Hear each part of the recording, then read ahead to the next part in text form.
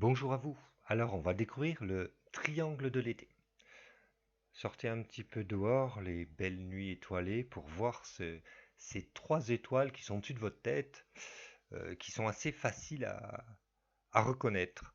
Alors, la distance entre les étoiles, pour vous donner une idée, c'est à peu près une main tendue entre le pouce et le petit doigt, entre ces étoiles les plus distantes dans ce triangle.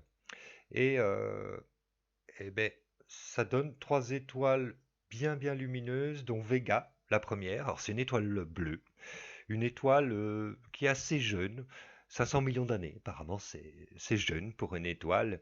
Elle est à peu près deux fois plus massive que le Soleil et 30 fois plus lumineuse. Et elle est à peu près une distance de 25 années-lumière, c'est-à-dire que sa lumière met 25 ans pour nous arriver.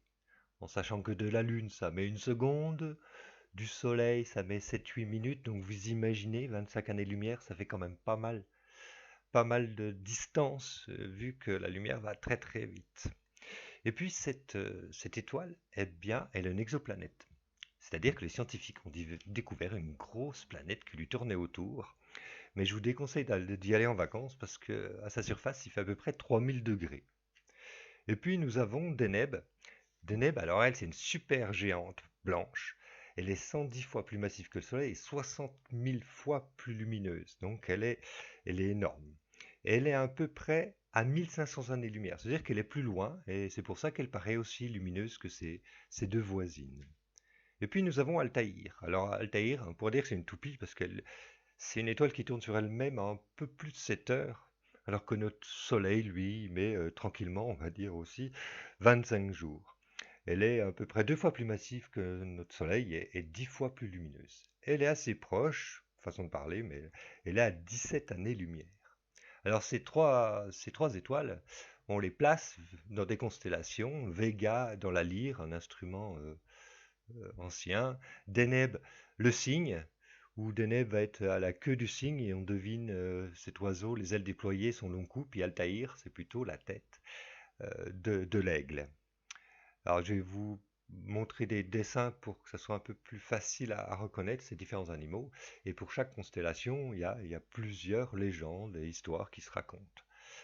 Alors, pour la lyre, ça raconte que c'est l'instrument de musique d'Orphée avec lequel il jouait ses morceaux de musique et il racontait ses poèmes. Et que c'est en fait Hermès qui lui avait fabriqué avec une écaille de tortue. Pour le cygne, c'est l'histoire de Zeus. Zeus, qui aimait courtiser beaucoup de princesses et de déesses, s'était déguisé, transformé en cygne pour séduire Léda, une princesse. Et de cette union est né les Gémeaux, Castor et Pollux, qu'on retrouve aussi comme étoiles, et puis la belle Hélène. Et ces enfants sont nés dans des œufs, comme il les avait séduits en tant que cygne. Et puis pour Altaïr, la tête de l'aigle, cet aigle représente, dans une des légendes, des nombreuses légendes, l'aigle du Caucase. Et cet aigle, il descendait chaque jour grignoter le foie de Prométhée, qui était enchaîné à un rocher. Et c'est Zeus qui l'avait enchaîné à ce rocher parce que il avait volé le feu aux dieux et il l'avait offert aux humains. Donc c'était sa punition. Donc voilà quelques légendes. Donc à vous de sortir, de découvrir ce triangle. Et c'est un moyen pratique après, quand vous l'aurez bien repéré, de rencontrer toutes les autres constellations autour.